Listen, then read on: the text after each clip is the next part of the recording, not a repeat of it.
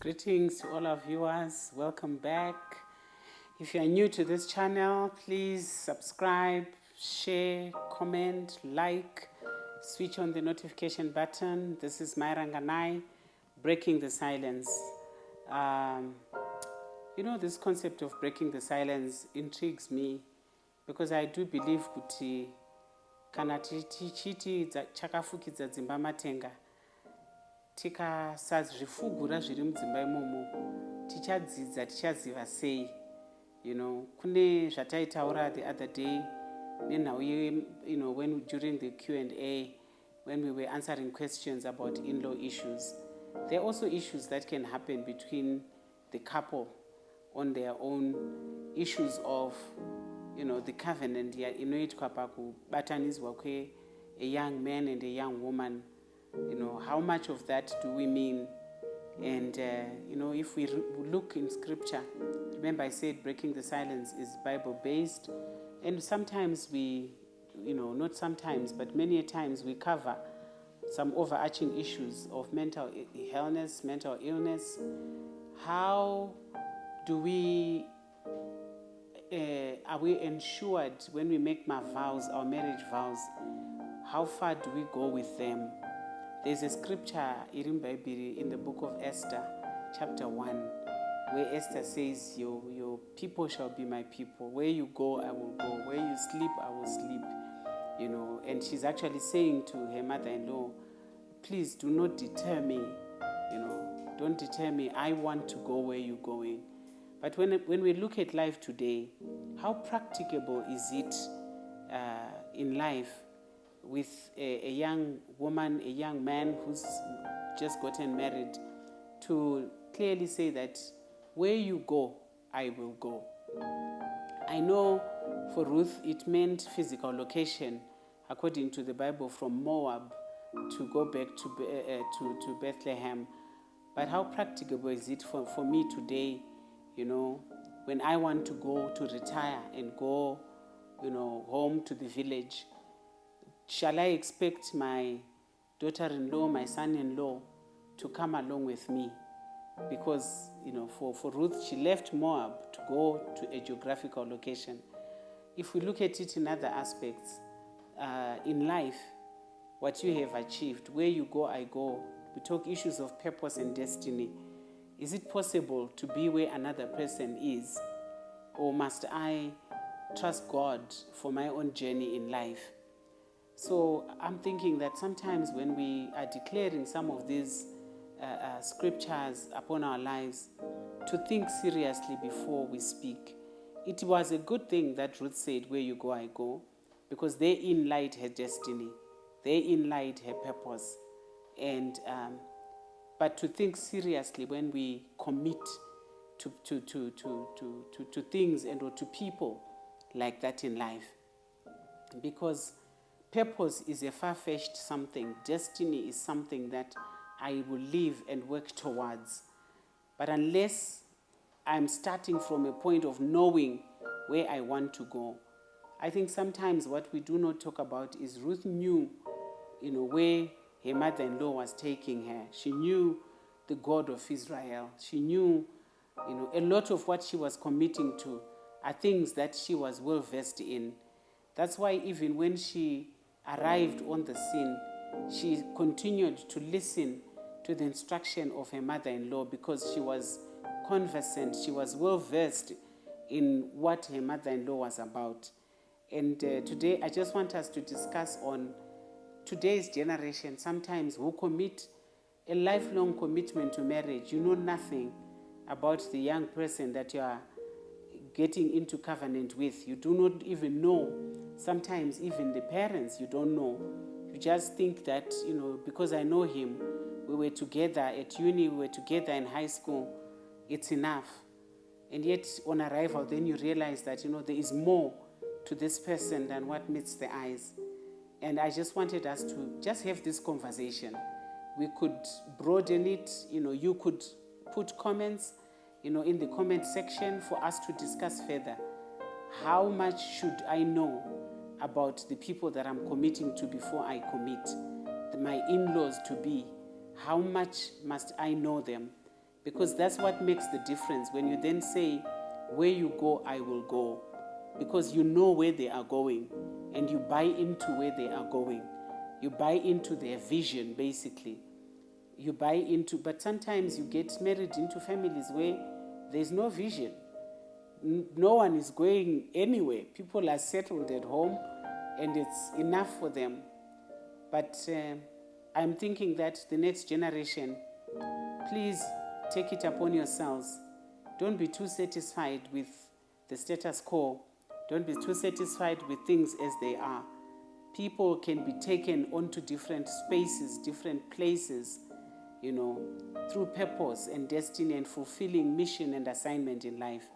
I think it's very, very important when a young couple is beginning in life to know exactly where they want to go and what they want to be about. This girl, Ruth, brings in many other things into this conversation where she says, where you sleep, I will sleep. And I was just thinking that how feasible, how practicable is that today for me to commit? Basically what she's saying is geographically they are in the same literal geographical space. They are sleeping under the same roof. And I look at myself today. I do have a daughter-in-law and my son. I do not wish for them to sleep in the same house with me today. I am quite happy for them to be on their own. I'm quite happy for myself and my husband to be on our own. And so I'm thinking when we are looking at life as young people, I think allow yourselves to have a vision. Yes, you can buy into the vision of your parents, but ensure that, that's what you want and that which they are is challenging enough to pursue. Peradventure, they may not be going anywhere. They may not even have a vision, for what they want to do. You may be the trailblazer in that family to begin to show people direction of life and to take them on a journey of life. It was good that Naomi knew where she wanted to go. It was good that she had somewhere where she wanted to go. But where do you want to go? Is that where you want to go yourself? These are questions that I keep asking. And then the other thing that she says, you know what, your God will be my God. And I'm thinking that's a higher commitment in life when you find yourself committing even to the God of that the people are worshiping. I then ask, do you yourself, are you worshiping at that moment in time? And if so, which God are you worshiping? Are you prepared, like Ruth, to say your God will be my God? So in essence, I see that there is a place in life where the union of marriage is at different levels. When I look at just this discussion using the story of Ruth and Naomi, that they were together geographically in the same space. They were together in their minds. They were together, in their vision, in where they wanted to go. They were together, in their worship, But how applicable can that be to everyone across the board? People sometimes end up feeling smothered in spaces because that's where the family that you married into are. You don't even know what to do. You end up with headaches. You end up with strife because you are being forced to be in the same space with each other. And I'm saying sometimes you need to think about these things before you commit. In the same story that we read about Ruth, there was another young lady called Oprah, and Oprah chose to go back. She chose to go back to her people. She chose to go back to her gods. I don't think that, she was outrightly wrong, even though we don't get to hear her story thereafter. But there is that place, there's choice. Before you commit, be like Ruth, who knew what she was committing to. She knew the God that she was committing to. She knew the people that she was committing to. And she knew the laws by which they were living. So she was not just committing blindly.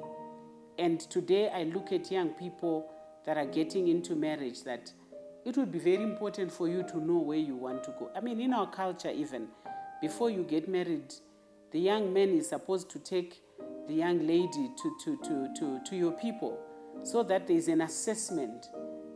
There's some kind of assessment of, is this what we want?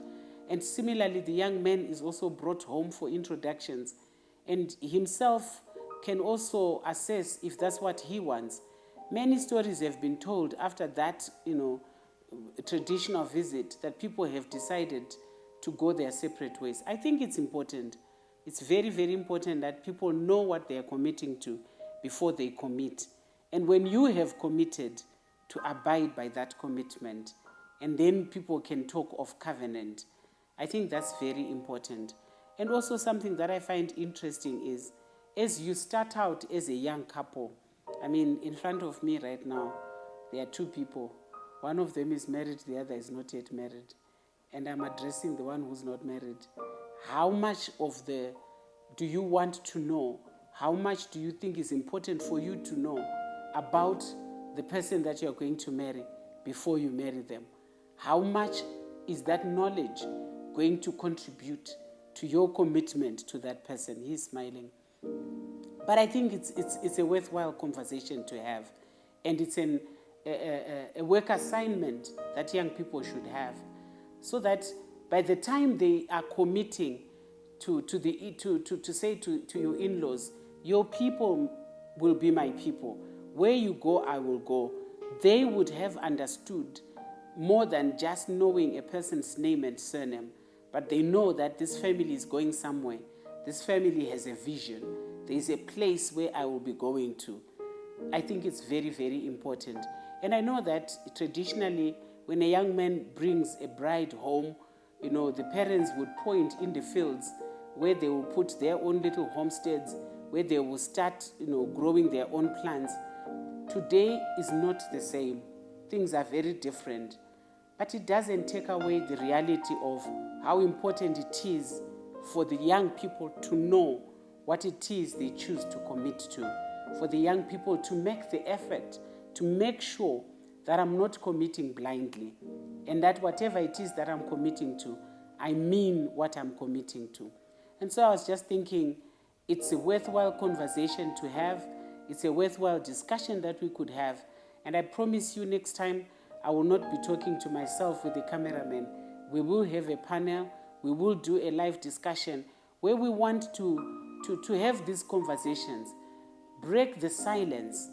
People that are getting married, do they know each other? What is it that you are committing to? What do you mean when you say to a young person, I love you? What does that mean? What is love? What is the definition of what you are talking about? Let's break it down. Let's have a conversation. Let's discuss these things and make sure that what you mean is to say is what I understand and I receive as what it is that you mean. So that tomorrow you will not wake up and say, but you never told me. You can never blame, someone because of who they are and where they are coming from. Because you have all the time to know these people. You have all the time. You have all the time to know the person, the individual that you are committing to. You have all the time. Give yourself that time. Don't rush yourself, because when you take away that opportunity to know someone, you then can't look back and say, oh, but I didn't know them. Why did you allow yourself not to know them? So this is the conversation that I thought today we could engage in, and trusting that we will have more discussions about this, where we are making sure that young people that are entering into marriage, you know the in-laws, you know a little bit about those people. I know a long time ago, it was a big deal when you come, but like the day to pay, lobola, other people call it dowry. They will ask you your totem. They will ask you where you come from. They will ask you many questions. They were important questions to ask because they wanted to know, where are you going? Who are these people? Are you able to commit to them? Like Ruth would say, your people will be my people. But I think sometimes we brush things aside and we choose to enter into. I'm hoping that I'm speaking to somebody seriously today. Don't rush, the way that you are rushing into marriage. Stop, think, process things. Are you sure that's what you want? Are you sure that's the family you want to marry into? Because when you arrive on the scene, you can't then want to begin to change people. It's not fair. You can add value to them, but don't change them for who they are, unless you're just adding value to them and they themselves are willing to change. After all, it's not possible to change a person A person can only but change themselves. So these are some of the questions that I'm thinking, guys, let's break the silence, let's discuss, let's ask further questions, and let's come to a conclusion that we want what we want when we know what we want. Thank you all for coming.